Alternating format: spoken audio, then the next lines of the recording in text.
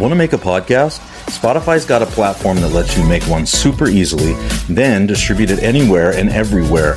You can even earn money all in one place for free. It's called Spotify for Podcasters, and here's how it works. Spotify for Podcasters lets you record and edit podcasts right from your phone or computer, so no matter what your setup is like, you can start creating today. Then you can go ahead and distribute your podcast to Spotify and anywhere else podcasts are heard. Video podcasts are also available on Spotify. And when you want to take the conversation with your fans to the next level, Q&A polls are the best way to get them talking. With Spotify for Podcasters, you can earn money in a variety of ways, including ads and podcast subscriptions. And best of all, it's totally free with no catch. We've been using Spotify for Podcasters, and we highly recommend you give it a try. Download Spotify for Podcasters app or go to www.spotify.com/podcasters and get started.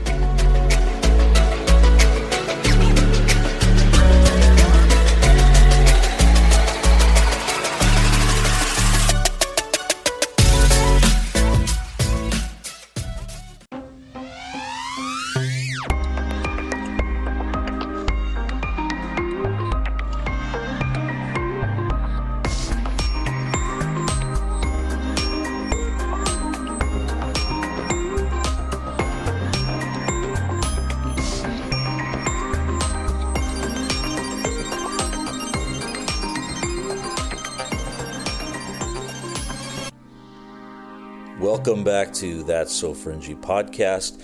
We're so glad that you were able to come back and listen to another episode. We hope that you enjoyed this episode. We're going to get back into our CIA series that we were doing earlier. We got another one for you, and I think you're going to like it, so stay tuned for that. But before we go into the episode, I just want to say that we've got lots of different options for you to get a hold of us if you have any questions or you'd like to just reach out. Maybe you want to come onto an episode, you got a story to share, or you've got something that you've experienced that you'd like to share with the world. We would love to talk to you and see about getting you on. Also, don't forget, at the bottom of the show notes, there's going to be a section there where you can leave a voice message, and you can say whatever you'd like. You can give a shout out. You can do all kinds of things on there. We'd love to hear from you. And like I said before, you might end up on an episode. So let's do that. And then if you'd like to subscribe to give to this channel, to what we're doing here on this podcast, you can do that also at the bottom of the show notes. So this is going to be a good one. If you're into UFOs, if you're into projects of the CIA like Bluebeam, there's going to be a lot of talk of false flags, stuff like that. So strap in, get ready, because here comes another fringy episode. Stay fringy, my friends.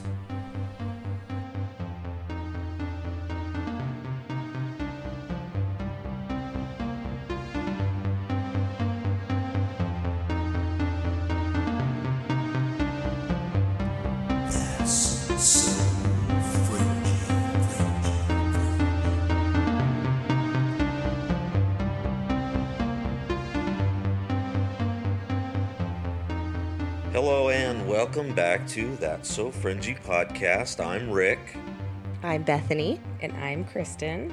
And this week we wanted to bring you guys something a little more familiar, going back to our CIA projects series. And we want to kick in some more of these projects that we've looked into. And hopefully you guys will learn a little bit more about what's going on behind those curtains back there. Mm-hmm. Very interesting. So this one we're going to talk about, that we've got two things we're going to do, but we're going to start with Operation Northwoods. What's that? Which I didn't really know anything about it until not that long ago, in the last couple of years. I mean, you start diving into some of this stuff, but I guess a quick overview of it is that it was a false flag event that they were trying to stage against Cuba back in the early 60s to try to create war, conflict, Right. all of that stuff. Yeah. So I thought maybe we should start with what a false flag is, because I've heard the term a lot, and I actually did look up the definition a while ago because I wasn't entirely sure what it was. So this is the definition. A false flag is a political or military action carried out with the intention of blaming an opponent for it. Nations have often done this by staging a real or simulated attack on their own side and saying that the enemy did it as a pretext for going to war. So, and that came from pirates in the 16th century, which it makes perfect sense. They would fly the flag of a friendly nation to deceive merchant ships into coming closer. You know, so they can just pull up next to them. Right, they'd Yep. put up a flag of like, hey, we're the Team Blue, and then these guys would come over like, hey, we love Team Blue, and then they get over there and boop, Team Red. Yeah, Are these just gangster kidding. pirates? It is. It's the Sharks and the Jets. All right. Okay. So that's what a false flag is, just because you're probably going to hear that throughout the episode. I thought maybe we should start with identifying what it was. Yeah, I like it. Yeah. So the other kind of major things would be, we're going to be talking about Castro, and there's a lot, I mean, there's tons of information on him you can go look at, but he was, I don't know, elected or whatever they call it over there, in 1959. So that was kind of when Castro came into power. It was the height of the Cold War, all of that stuff. So then let's dive into what the CIA actually did. So the CIA actually came out, and this is stuff that was declassified in like 97, I want to say. Like 30 years later. And it ended up, let me see, it ended up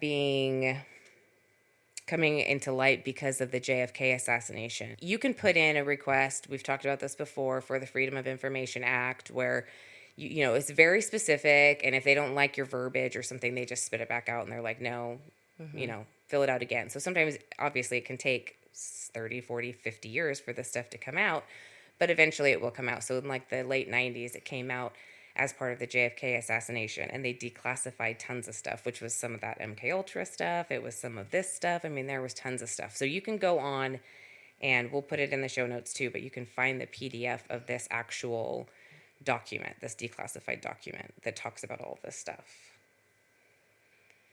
What does it say? So let's see here. It was basically, so an overview is that top military leaders and the CIA drafted plans to stage and carry out acts of terrorism against the citizens of the U.S. So that's kind of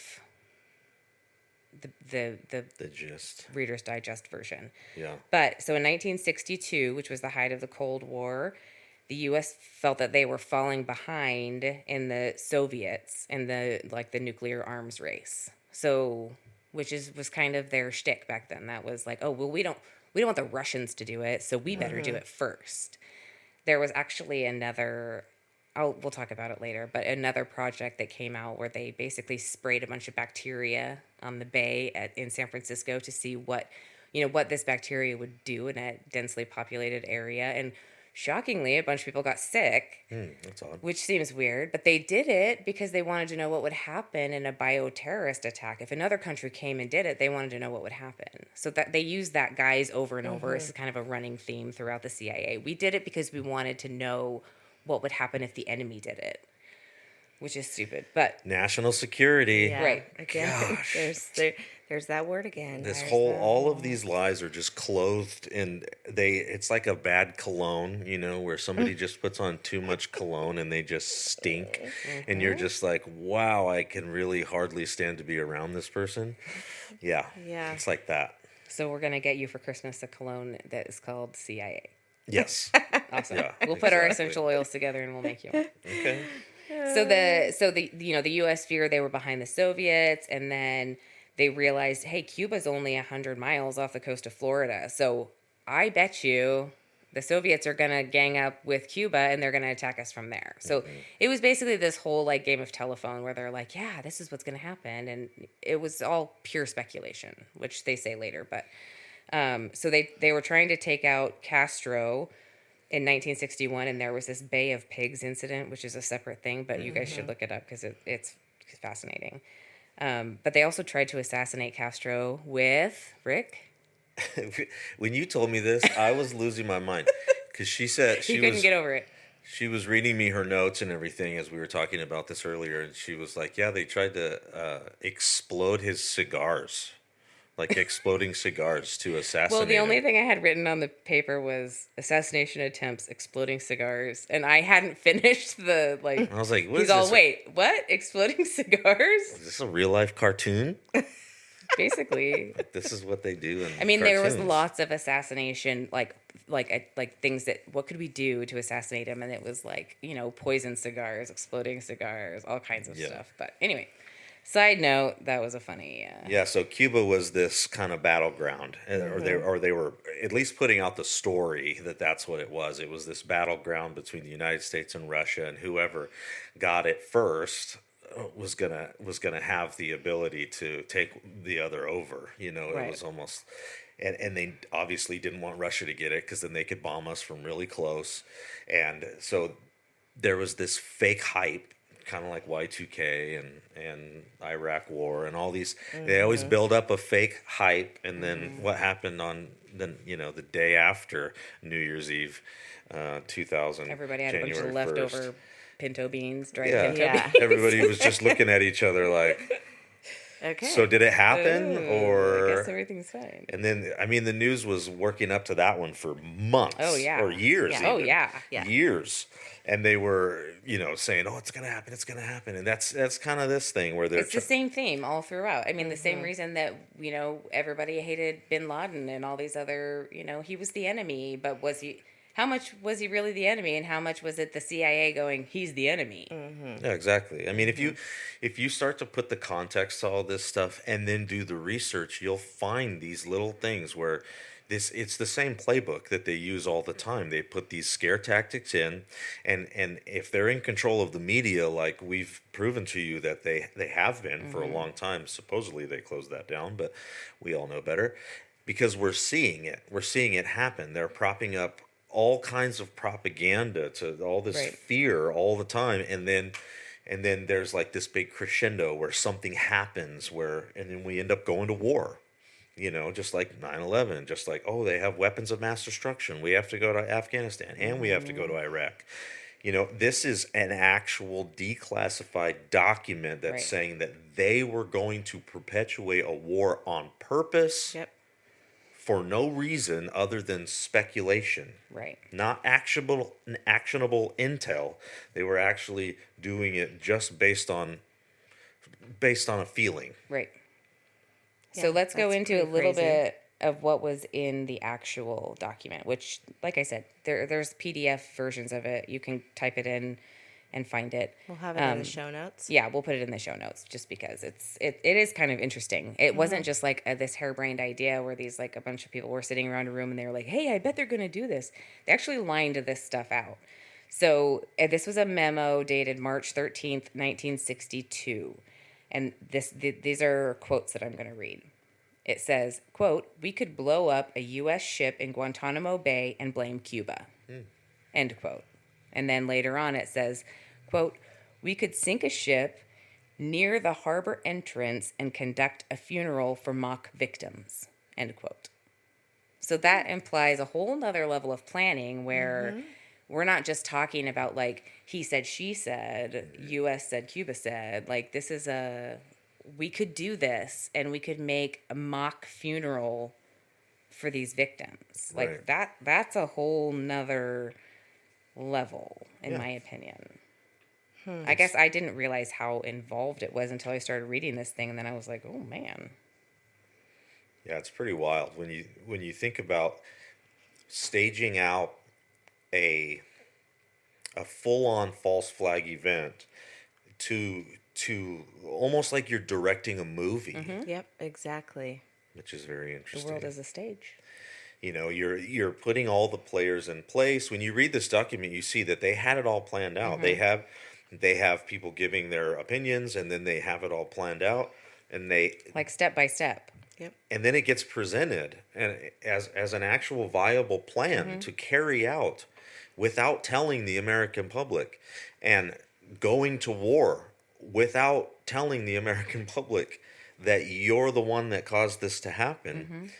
And now we know, because these documents are declassified, but that's an evil trick to get us to Right. go into war just so that they can make more money. Yeah. It's all So about the money. here's yeah, totally. So here's some of the steps that they lined out. This is on page 7 of the PDF, but it says start rumors, many, use clandestine radio, land friendly Cubans in uniform over the fence to stage attack in the base. So then they were going to capture, they always say friendly Cubans, because there's a difference between Cubans and friendly Cubans, right? So these are the actors, basically. We're going to get friendly Cubans, and we're going to basically put saboteurs inside the base, and then start riots near the base, the main gate of the base, in parentheses, with friendly Cubans, not to be confused. And then they've got tons of stuff in there. Blow up. They're going to burn up the aircrafts. They're going to lob mortars onto the base, and basically they're going to do all of this to the U.S. base over there and say the Cubans did it. Yeah, That were was gonna their plan. Do it to their own people, Yeah. because their own people are going to die. Right. Their own service members Right. that are guarding Guantanamo Bay are going to die. Who are just there Exactly. doing their job. Doing their job. Yep. Yeah. They signed up to protect their own country up into the payment of blood, their life. Yep. And they were just going to kill them. So this is in the 60s, early 60s. Imagine, I can think of a couple events in America that could have been false flags. When you really think about it, Yeah. 9/11. And when we say Right, false exactly. flags, that was a good definition that you said, but we have to be careful to help people understand that when somebody like me, Mr. Conspiracy Theorist, says false flag, that doesn't mean that the event didn't happen Right. and that you just saw it on TV. I do believe that the more accurate statement that conspiracy theorists as a whole are trying to say is that there are things happening. Right. These are actual events happening. As you hear from the document that Kristin was talking about, they were planning to actually blow up a ship and actually kill people and then they were going to probably film it all and show it to you on TV. And blame, the whole thing with the false flag is the shifting of blame. Yeah. So it was going to be the U.S. basically waging war against the U.S., but they were going to blame it on Cuba. So, and this event didn't happen, but you're right. There's tons of events that have happened over time. Look at 9/11. I'm sure we'll do episodes later on that whole thing, which is a huge, huge thing when you Right. start digging into it. But I can't think of very many people before I met Rick that thought that 9/11 was something other than what it was. It was 2 planes that flew into the World Trade Centers, and a plane that flew into the Pentagon, and another plane that crash landed. That's what it was. And that's what we saw. But what was it really? And that's what it was. But who was to blame? Was that the U.S. waging war on the U.S. and blaming it on bin Laden? I don't know. Well, this is where the cognitive dissonance starts to kick in a person that's been brainwashed for so long, and this is everybody, all of us, myself included. When you've been brainwashed for a long enough time, you get what's called cognitive dissonance, and you cannot fathom that what we are saying could possibly be true, because it doesn't make any sense. But that's because you have to remember that you're living in a program that has been programmed for you, and everything that they're doing and everything that they're showing you is controlled by the media. And this is a very important point. And for people that say, I don't really care, I don't want to talk about this. No, you have to understand that it has been proven that they, in the past, controlled our media. And I guarantee you, when you look into it today, you'll find that they still are doing that. I mean, look at the Twitter files that just came out. Right. Well, I think that's the funny thing with a lot of these declassified documents is that the story always ends with, but we're not doing that anymore. Right. But, I mean, I don't know. Does a horse change its color? You know, it's. Do you really believe that they just stopped doing that, or do you think that they got caught with their hand in the cookie jar for that particular thing, so they stopped doing it in that with that name and in that regard? But do you really think they stopped doing this stuff? I don't think they did. You know, and it's because it works. Well, the proof is in everything has proof that it works. News stories. The proof is in what we're seeing in front of us today, and last week, and the week before, and our whole lifetimes. We see that there is this manipulation, and if you look it up, like we were talking way back in one of our first couple episodes, or one of our first episodes, where you take all those news anchors and they're all saying the same thing. Script that comes from the CIA.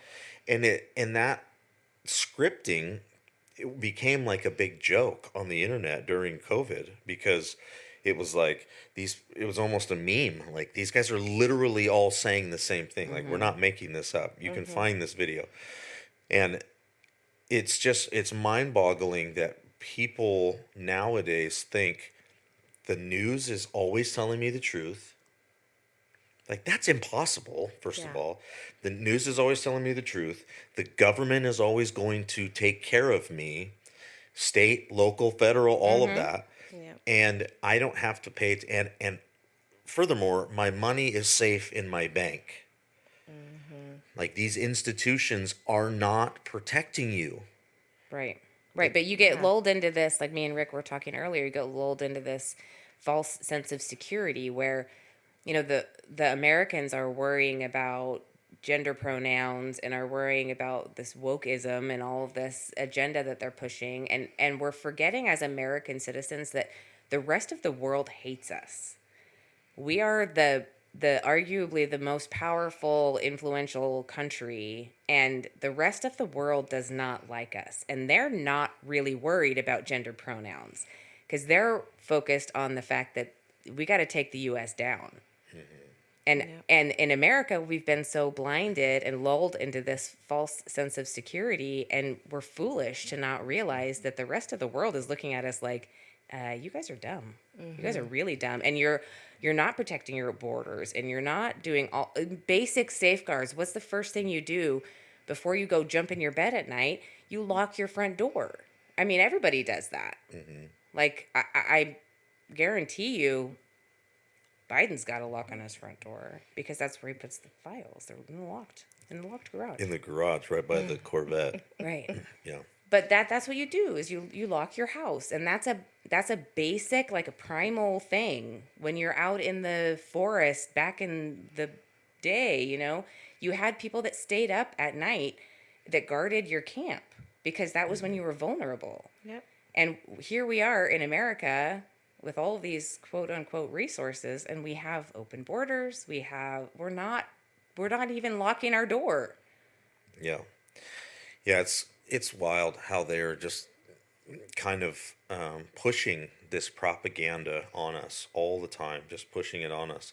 And for those of you that are paying attention, there's false flags happening all around us all the time. Yeah. I mean, this has become such a coordinated, specialized thing. And I mean, talk about current events. It just came out, the January 6th documents and videos are coming out. Tucker Carlson blasted that, and Twitter exploded, and liberals' heads blew up, and there was all kinds of weird stuff going on. But that, like, you can't deny. But that's exactly what a false flag is. It's doing something harmful and blaming it on somebody else. So you're, breaking into the Capitol building and you're blaming it on a particular group of people when in actuality, it wasn't those people that did it. It was the people that were supposed to be protecting you.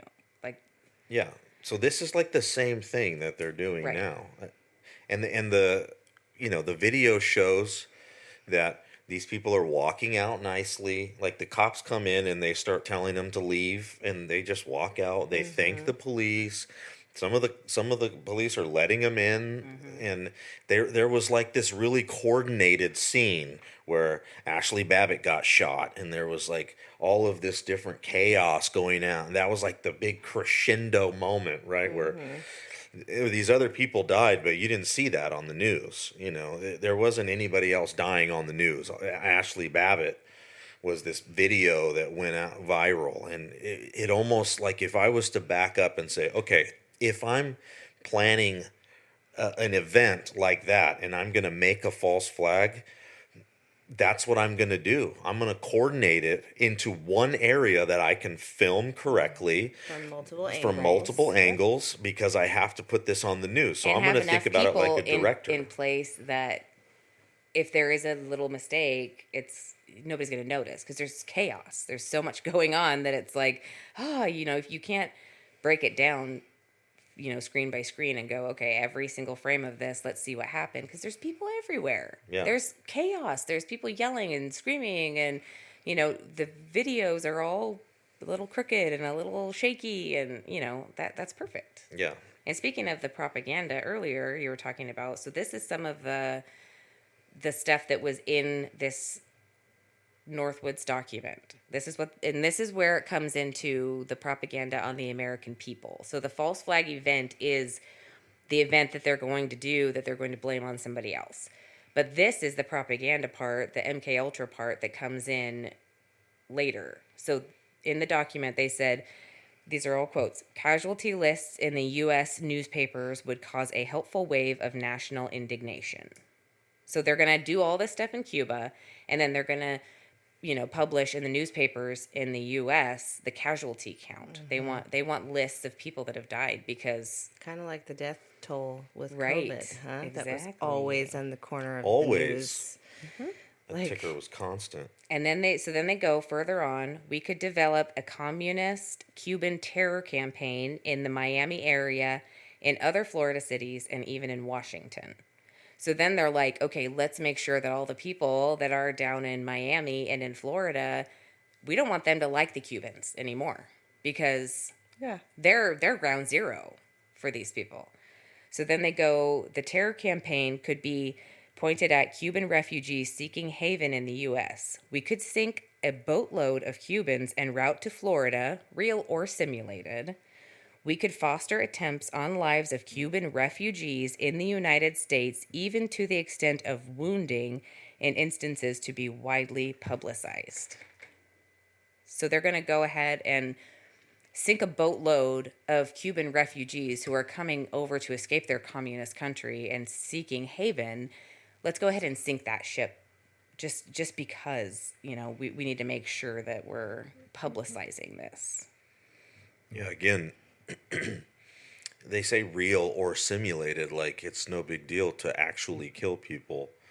Like, it's like off the cuff. It's like they're talking in a meeting and they're like, well, we can either do it real or simulated. It's like, okay, hold on a second. Anybody that can just say that off the cuff. Like let's go back to the fact that you're going to sink a boatload of Cubans out in the middle of the ocean. Yeah. Like you're talking just want to get away. Mass murder, and you can either... So it's like, we can either mass murder or we can pretend to mass murder. But it's either way, we should. Either way, the part that we're trying to point out is that the American people are going to think that these Cubans have died. Yeah. Right. Like that, and that. So then it gets crazier. You guys are going to love this part.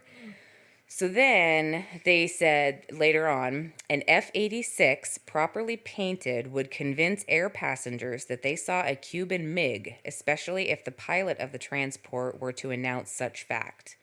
So then they're talking about going in and essentially getting a plane that looks like a Cuban MiG and painting it their color, putting on their tail numbers, doing everything so that it looks like it's a Cuban aircraft. It's so wild. So crazy. Like, just the planning that goes into this. That's what I mean. And like, it's a director. In the early 60s. Like, right. So then they go on and say, reasonable copies of the MiG could be produced from U.S. resources in about 3 months. So there's a few things in that one that are interesting to me. U.S. resources. So the CIA is taking U.S. resources, and basically in a 3-month time span, they're bragging that within 3 months they can spit out this MiG that looks just like a Cuban one, using U.S. resources. Like, it's no big deal. Taxpayer dollars. Yeah, our money. Well, and when we were talking about the MK Ultra stuff, that was, in the 50s, and here this is 1962. So look at all of these instances of propaganda and what the CIA has accomplished in just that short amount of time. Like, raise your hand if you think that the CIA is a good agency. Yeah. Nobody's hand is raised. Nobody's hand, not even the cat. I don't know. Like, there's got to be some accountability Right. for this type of stuff. But how can there be accountability if everybody's so distracted and brainwashed that they don't even know what's happening? Well, and this comes from the CIA, but let's not forget, if we take it a step farther, this went to the Joint Chiefs of Staff, which was General Lyman Lemnitzer. He was the chairman of the Joint Chiefs of Staff at the time. Of course he so was. it goes to him. So it goes through all the channels and gets all the way up to JFK, who's president, who's brand new president, 1962. So it goes all the way up to him before he says, we're not doing this. Like, this is ridiculous. But up until that point, not just the CIA, but our own government had signed off on all of this stuff, had signed off on this whole document. Yep. Stamp of approval. Right. So then JFK goes, wait, we're not doing this. And then he's dead within a year. Yeah. I mean, other things obviously probably happened. I'm not saying they're, connected, but sus. Totes sus.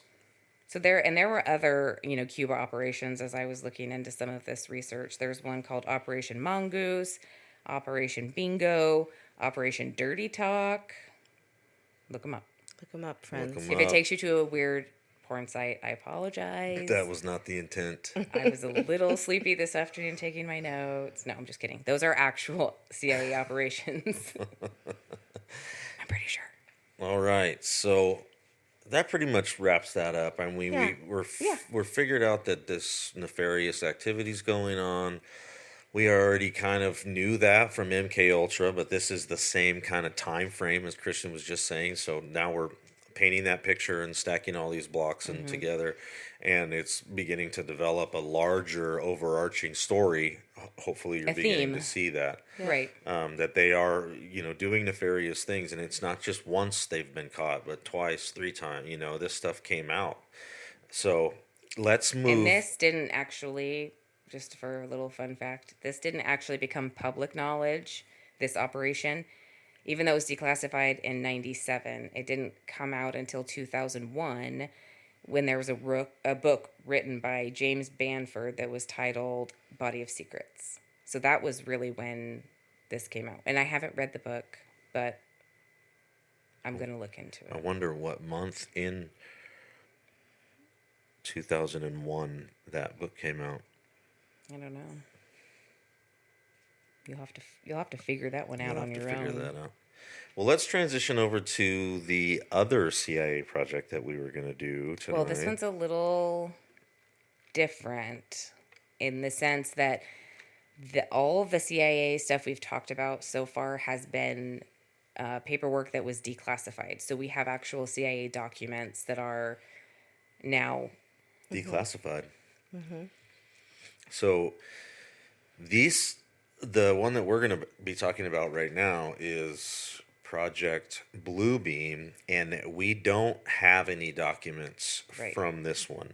Correct. No official CIA declassified documents. Now, that being said, that doesn't mean that they don't exist. Right. I think they probably learned a thing or two after the declassification and realizing that after that whole MK Ultra thing, hey, we got to we got to get rid of all of this evidence. So Yeah, don't I think- forget they burned lots right. of I think they probably documents. maybe learned something at that point and realized that they need to not, type things out with typewriter and send it over. I don't even know how they send things. Well, now they just use fax. telepathy. Anyway, so we're going to be talking about Bluebeam, and Bluebeam is basically it's kind of a joint CIA NASA program. United Nations. And United Nations, where they kind of have this mashup of people because it involves so much. It's kind of like an overarching thing, and you see.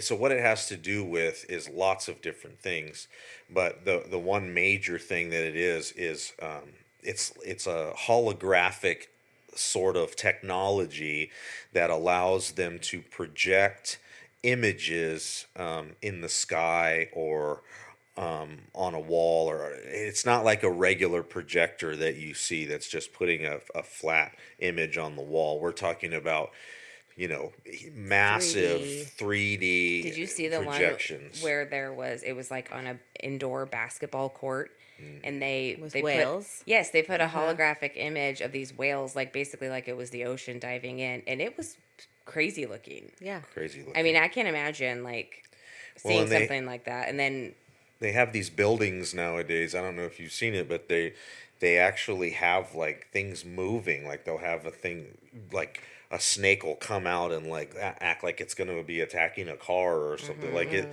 They have these weird holographic things that they can do, and so this isn't far fetched now. No. Right now. Right. But when this all started, so what was the name of that guy? Sergei Monas. Yes. And So he he's the was one from that Quebec. originally wrote. He was a journalist and an essayist and conspiracy theorist, and so he wrote this book, right, called Project Bluebeam.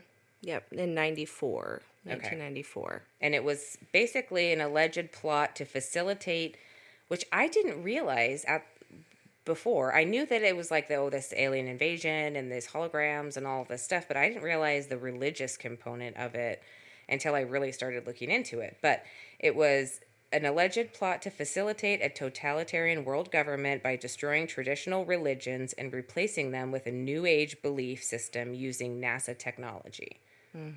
So that's a mouthful. Yeah. Yeah, and it goes back to our what is their agenda? Right.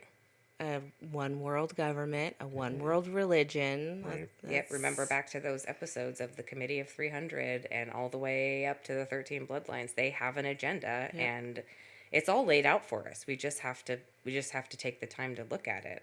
So step 1 of this was manufacture sophisticated top secret weapons to cause earthquakes around the world in specific and strategic locations in order to unearth religious artifacts with the attempt to use them to disprove the religious effectiveness.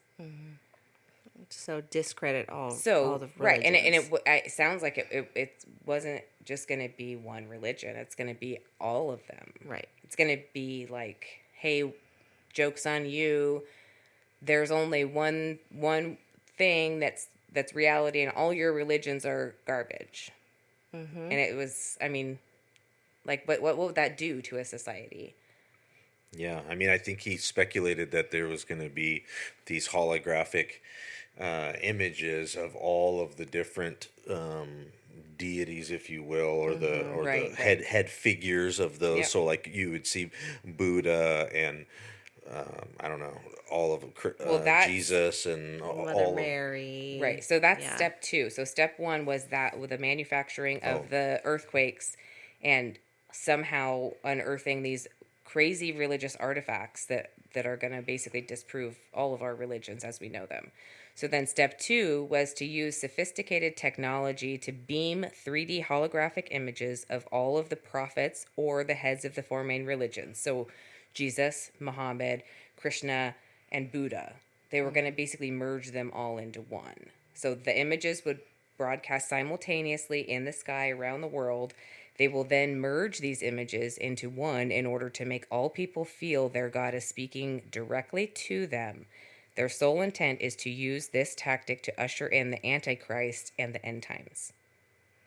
Yeah, so if we think about from a biblical standpoint, and you've mentioned before, even the elect will be deceived when the Antichrist does in fact come, this makes a lot of sense. Right. I mean, if we're as Christians looking for, the second coming, Right. that's what we're waiting for is the Right. second coming of Christ, right? So we start to see these trumpets going off and we start to see all this stuff happening up in the skies. I mean, who's not going to believe that's the second coming? Yeah. Like who else would do that? No other religion talks about that. Well, and if you don't know about this project Right. and these technologies and stuff like that, maybe say you live in backwoods wherever, where you don't have any technology, you barely have gas pumps, Yeah. you got one stoplight in your town and you're looking at the sky going, Martha, get out here. Yeah. Hey, we have 4 stoplights in this town. No, we have 3. It's got to be just like a shocking, like bone-chilling experience to look Right. in the sky and see this, like, these figures coming out and then like merging together, and then you get this understanding. All of a sudden, it says in your mind. Does it Right. say that? Yeah, so that's later on. Yep. So then in step 3, it says they will use invisible wave frequency technology via a telephonic platform to access people's minds and implant thoughts in order to gain control of the mind and make people feel that they are in direct communication with their God. Correct. So they're going to merge all of these people together and say, hey, all of you Buddhists, hey, all of you Christians, you're all worshiping the same person and it's me. Yeah. Yeah. And then all of a sudden we're united in religion and we go, oh, okay, so we are all worshiping the same God. That's so crazy. Like, that would be super cool, except that it's not true. Yeah. This is what they're going to do, because how do you figure in today's day and age where everybody fights about literally everything, including grammatical errors on your Facebook post? There is fighting literally there's about there, and then there's there, There's and there, then there, and there's there. there. Right. Get it right. How are people going to come together for a one world religion? It seems impossible, but it is if you look at it through this lens and go, they basically went over and kicked the anthill, and then everybody goes running around scattering because they're like, oh my gosh, the sky is falling. And then all of a sudden, something has to unite everybody. Yep. And we look at this from scripture and we go, something has to unite everybody. And this is something that it talks about in scripture, the Antichrist. The Antichrist is not Satan. The Antichrist is a spirit that's going to work in everybody's hearts and minds and work really hard to get everybody on the same page. Yep. That's their whole objective. Yep. Well, in this technology that you're talking about going into a person's mind and being able to speak from their God's perspective and whatever that means and however that looks, I don't know. I'm not the one devising this plan. But if I were to put some thought into it, I would say you would probably have to say certain things that would trigger certain thoughts, certain very key things to that person's understanding. And how would they even know what religion you are? Kristin had a theory on this. Well, so then in step 4, it says they'll use their sophisticated technology to put the thought in individuals' minds that the rapture is coming and they will face an imminent alien invasion. Okay, this is big time. Also, they will get a transmission into their minds that currently there are other planets. So stay with me here. There are other planets being invaded and ravished.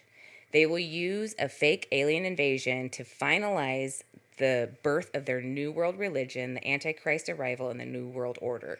So I was thinking about this, like how would they do this? If we're talking technology, which we're talking, they mention sophisticated technology so many times in researching this. What is the first thing that you put on in your phone or in your computer when you very first pop it open for the first time? Language, English. So I'm picking English. And then it goes from there. It's got my birthday. It's got all of your information stored on your devices. So all they have to do is drop one message, and then when it comes to your phone, it's going to be speaking in your language to you. It knows your age. It knows your, they have all of this information already collected. So when we talk about that data mining and we talk about them getting all this information, this is why you should be suspicious of this stuff. Well, because this stuff doesn't seem so crazy when you think about all the information that they have about us. And why are they funding programs to give homeless people cell phones? I mean, I don't know about everywhere, but they do here. yeah. Like, you see bums sitting out in front of businesses plugging their cell phone into McDonald's to charge their phones. Like, Yeah. Oh yeah. every homeless person has a cell phone around here, but that gives them more information, and that's what they need, is information. Yeah. Yeah, it's crazy when you think about it. I mean, it might seem far-fetched when you're talking about all of this technology, and this guy was talking about this type of technology way back. Like, Right. This wasn't just written like in 2020. This was written back in Early 90s. 94. Which means he researched it and Right. did all of this prior to. So, yeah, we're talking we're about talking- 80s. In yeah. the 80s, he Yeah. was... Well, and there's been other people that have talked about it. He's not the only guy. Right. I mean, if he's the only guy talking about it, then we should all probably take pause and be like, okay, we've got one nut job Right. that's talking about this. But we've got That's a a lot. consider the source type of argument. Yeah. So you've got a lot of people that are confirming this, and a lot of things that are pointing to this. There is a major thing that's pointing to it, and that is that he got his children taken away from him. Well, yeah. So this Sergei Monast, he was born in 1945, puts this book out in 94, and then it says by 1995 he was being hunted by police and authorities for involvement in, quote, networks of prohibited information, end quote. Yeah. So he was obviously really researching this stuff. And then Well, and he if had... he was, I'm sorry to interrupt you, but if he was getting in trouble for that, that Right. means he was accessing, maybe he was a hacker. Maybe he was a hacker. Maybe Yeah. he was an old school hacker, because there are those dudes. There were some guys way back in the day that Right. have been hacking forever. My dad was one of them. Yeah, he was a nut, computer nut. So Before computers were really a thing. yeah, we won't go into that because I don't, we can't talk about those things. But so this guy is being basically sought by the authorities because he's accessing stuff he clearly wasn't supposed to. But he had two children, like Rick said, he had two kids that were homeschooled. And then all of a sudden, the police are after him. His kids get taken away in September of 96. They take his kids away and make them wards of the state. And the only reason that I can find on multiple websites of why they took his kids away was so that they could get a public education. So he wasn't allowed to homeschool his own kids. They needed a public education, so they took his children away and made them wards of the state. Which is super weird, because I knew kids that were homeschooled back then. Nobody was coming to take those kids away to make sure they got a public education. Yeah. it seems- Like, that seems super weird, but I literally couldn't find any other reason. So they come take his kids in September of 1996, and then 3 months later, in December of 1996, he gets arrested, spends a night in jail, and the very next morning, he dies of a heart attack at his home. Dun dun dun. Like Sus. what the heck, dude? Yeah. Yeah, I don't know. And Super sad. there's not a ton of information on this guy. He does have a Wikipedia page, which, that's where you can get information, but also consider the source. Yeah, that's the story they want you to Right. know. So you kind of have to read between the lines a little bit. But I did find a fun fact. So Mel Gibson's character in Conspiracy Theory, that movie, Jerry Fletcher, was basically modeled after this guy. Oh. And if you remember in that movie, which it's been a little while since we watched it, but the conspiracy theorists turned out to be right. Yep. Well, and they were coming after him And hard, though. they were really coming after that guy. Yeah. Yeah, I mean, the whole thing about conspiracy theories, and if people would actually take the time to sit down with a conspiracy theorist with an open mind, they'll find that they're not actually as crazy as people think that they are. Or it might seem crazy at that time. Right. So in 94, sure as shit, this sounded crazy. Right. But fast forward now to 2023, and it doesn't seem so crazy because we're like, well, yeah. No, you got Of course superheroes. Our phones would have all this information about us. Like, no big deal. Well, you got. Go ahead. sorry to interrupt. No, you're Didn't fine. Snoop Dogg do a concert with a holographic Oh my Tupac, gosh, he did. like, I on totally his forgot about 20-year that. anniversary or something? Yeah. So, like, we know that the holographic images they can do that. Right. Obviously, he did a Right. whole concert with him. That's true. I totally forgot about that. I mean, they didn't need it because he's still alive, but I do miss Tupac. I miss Tupac. I just one in a miss him. million. I want him to be alive. That's wishful thinking. Yeah. Oh.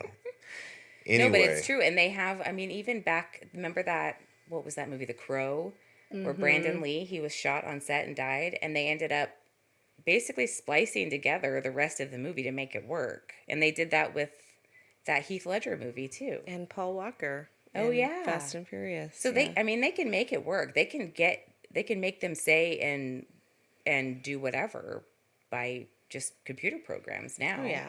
Yeah, I mean, CGI. if you're watching anything like the Avengers or anything like that, Yeah. you're seeing all kinds of crazy stuff. I mean, even when you get into the multiverse movies, the Doctor Strange movies, I mean, you're seeing all kinds of crazy stuff shifting and moving around, and you're just like, yeah, now I can see how they could do something like this. Right. But remember Superman back in the day, it was like you could like almost see the cables that he was hanging from. Like it was Right. so not realistic. And Right. that's how you knew it was a movie. Like, Yeah.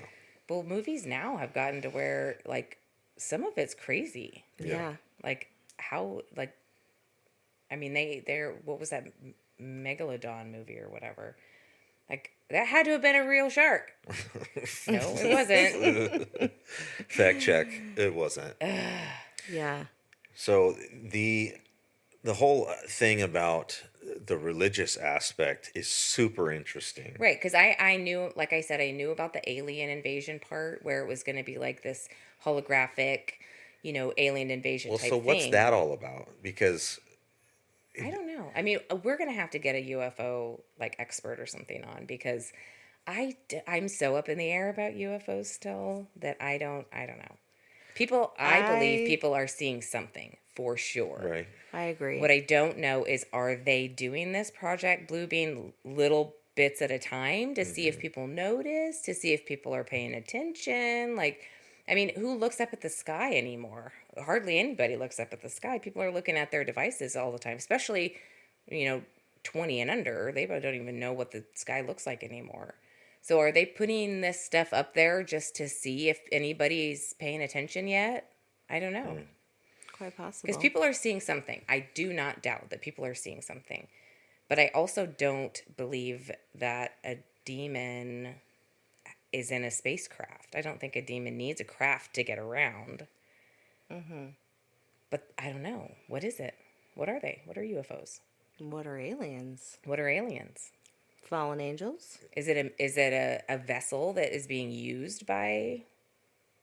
this is all very interesting, and we probably should go down all those rabbit holes.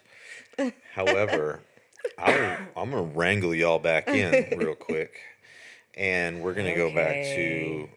Wait, so there was another little bit that you were looking at. Yeah, I was going to go through the timeline. So it's a very interesting timeline when all of these events started happening. So like, when did we start hearing about aliens? It was like what, back in the, I don't know, 30s, 40s.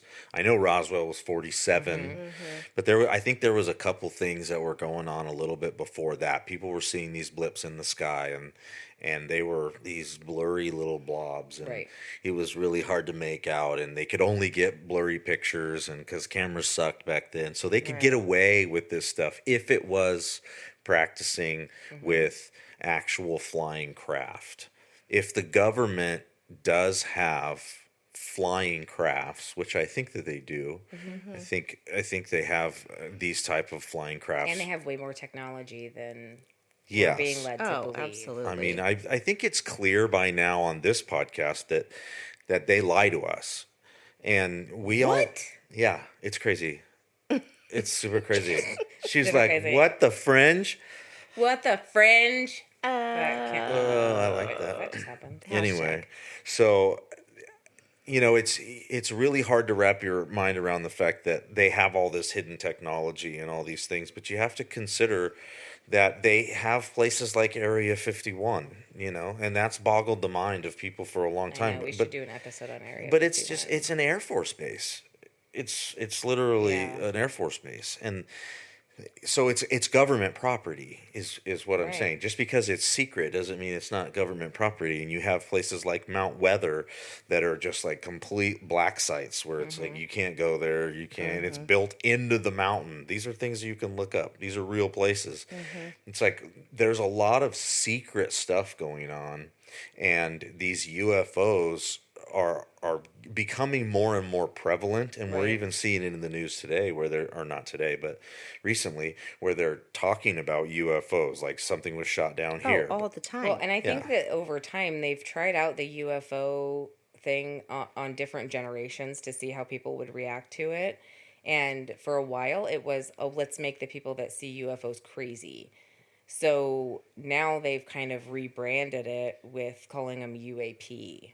Yeah. So because people aren't triggered by the words or the initials UAP, but people are triggered by UFO. Right. Because that's science fiction. That's not reality. Right. So then they went, oh shit, we got to rebrand this into something that people are going to actually believe, because now we think that we're really in a place where we can really convince people about this. Well, yeah, because when we wanted to keep it a secret, it was called UFOs. Right. But now that we want to release it to the public, we have to rebrand it. Yep. And we have to realize this is how they work. They think in branding. They think in how is your brain going to receive this information, and they do it with colors. They do it with all kinds of stuff. And they know your programming because they put it in there, so they know how you're going to respond to UFO because they're the ones that embedded it into your brain. Programmed you to say that was crazy. Right. Yep. When really you were seeing them working on secret projects that they didn't want you to know about. Right. And then while they were working on those projects and stealing your money for the black budget to fund that, then they were also going over here and being like, oh, what is that? A weather balloon? Oh, that's weird. And so then the timeline, if you look at the timeline, then they do Operation Blue Book, which is the report that went into, it started out going into the whole Roswell investigation, and then it went from there, and it was basically like this committee of people that were collecting all of the UFO information because there was a lot of stuff going on. And then that was cut off and stopped, and right after that was cut off is about when Bluebeam started happening. And so it's really interesting timing when you look at the timeline and you trace it all out. You've got aliens just kind of showing up. You don't and you have these people that are saying, like, on Ancient Aliens and stuff like that. Like these are really, like, Gaia.com. There's so much information about how these, like, our planet is seeded by other aliens, and that From there's other planets, and that we are seeded by these other aliens, and there's like all of these different theories that there's a secret space program where there's all kinds of people that are up in space, and you're just like, okay, Right. like somebody's getting fringy, Yeah. in their peace pipe. I don't like when you look at the evidence, we have very little evidence of actual aliens. Yes. We Right, have a right. lot of evidence of blurry pictures.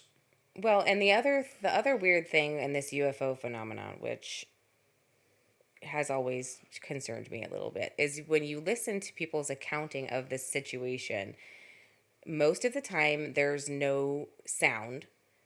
Like, I can't even turn on my hairdryer without a lot of sound, right? So there's no sound to these things.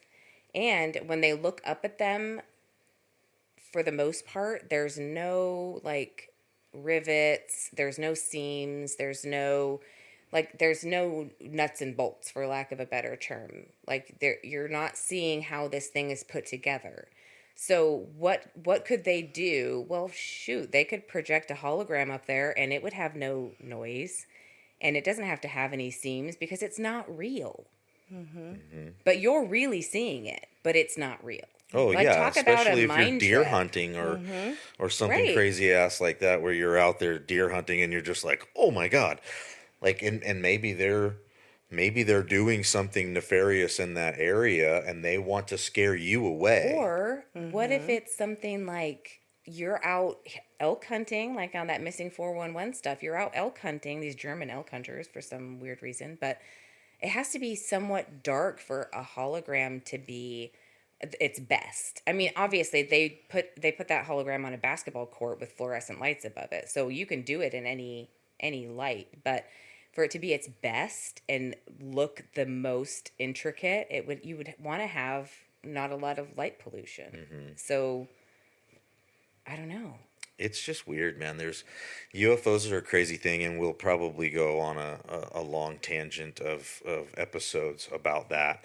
But for the sake of this episode and keeping it shorter, we need a ufologist. We do. If anybody out there is a ufologist, calling all ufologists. phone home.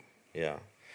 Hopefully we can get somebody on. We all have our own opinions, but we're still working it out. Like, we don't know. But what we do know is that Project Bluebeam was a project according to lots of whistleblowers and lots of people. And we're seeing a lot of that stuff playing out today. And so when we see this stuff, we should take a moment to put a pin in that and maybe come back to it and say, okay, what's going on here? Because, putting a projection in the sky seems actually very easy and plausible. And I don't even think 30-year-olds and under, they probably wouldn't even freak out that much. They'd be like, oh, sweet. That's awesome. Yeah. And we'd be like, oh my God, like, it's the second coming of Christ. Well, they're used to augmented reality. Right, because this is the world they live in. They're like, sweet. They finally figured out how to put it up in the sky. Now I don't have to look down so much. I can look up. Yeah, and another thing that's very interesting is that Werner von Braun, who is the Nazi scientist that came over from Germany and then became the head of NASA, so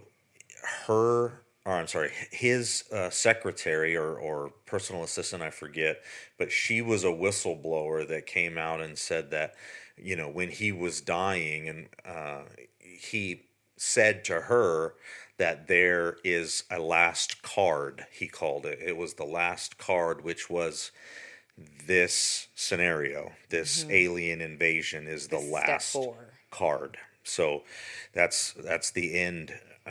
Where they complete their mission and they introduce the New World Order, because everybody's going to come together under the safety and the guise of that unity. And so if we all band together against one enemy, which is aliens, then we're all good. And as long as we listen to our leaders that are negotiating with these aliens, then those aliens will make a deal and we'll be able to, but as long as we do what we're told, right, then the aliens will leave us alone. Well, and what's that phrase, the enemy of my enemy is a friend?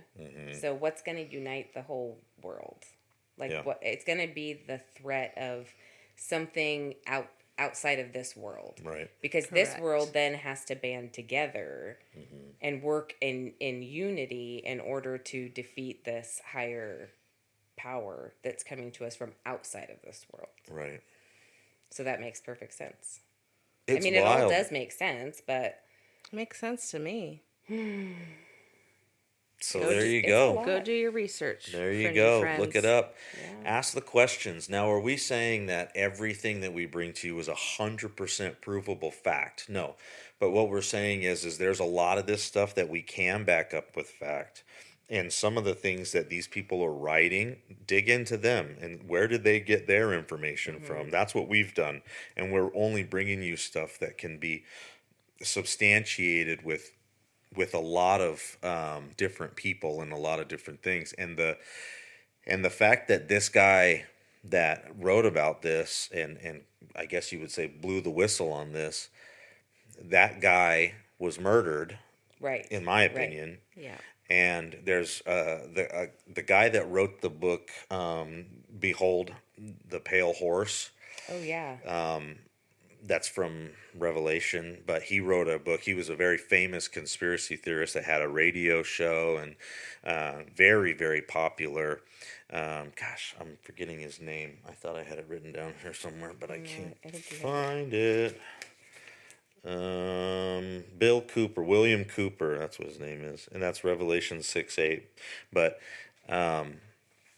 yeah, he was also killed after he wrote that book, and in his book there was a lot of that same stuff where he's basically saying, this stuff is coming, guys. You need to pay attention. We've looked at these documents. He was in military intelligence.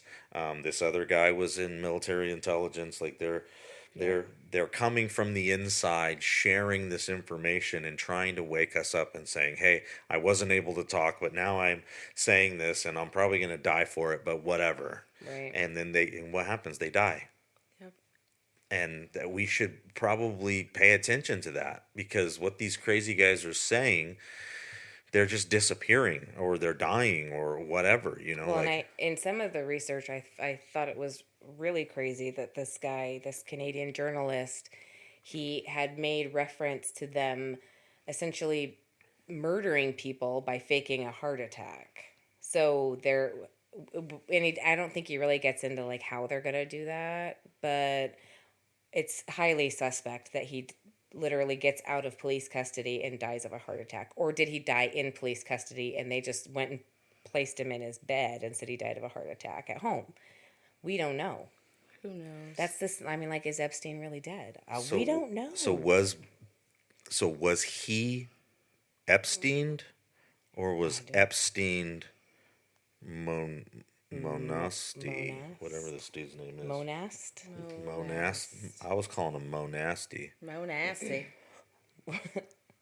Which one are you calling Monasty? I'm sorry. We need to clarify. We need to clarify here. Epstein's Monasty too.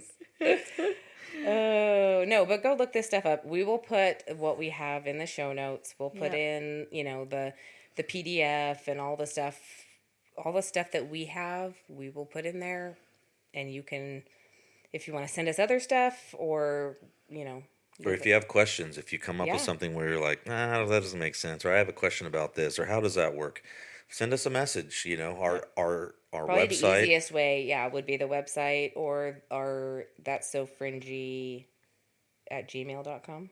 Yep, that's so fringy@gmail.com. You can or email the Instagram. us. Or you can go on Instagram, leave us a message there. The website is www.that'ssofringypodcast.com. Check us out. Send us an email. We would just love to communicate with you guys. You can, if you know ufologists. Yeah, if you know a ufologist, send them our way. Send them on over. All right, you guys. Well, that's an episode that was pretty fringy. Pretty fringy. A lot of information in there. You might have to go back and listen a couple times just to get it all. The CIA series has been really good though, because we're building on the foundation that we're setting now of the themes that the CIA uses over and over throughout time, and then we would be foolish to think they just stopped. So I venture a guess that in 30, 40, 50 years, a lot of this COVID stuff is going to come out as a CIA project. Yeah, or sooner. I'll be long dead by then, but if somebody wants to maybe just put a little Post-it note on my headstone, like, you were right, that'd be cool. Well, we could just get "I told you so" on your headstone. That way, whoever shows up would be like, "Oh, she told us." I think "I told you so" is going to go in your headstone. Maybe. We'll see. All right, you guys, that's another fringy episode. Don't step away. Come back to us. Listen to our episodes. We miss you. You miss us. We know that. So come back for the next episode, and we will see you on that one. Again, I'm Rick. I'm Kristin. And I'm Bethany. And we are That's So Fringy Podcast. Bye. Bye.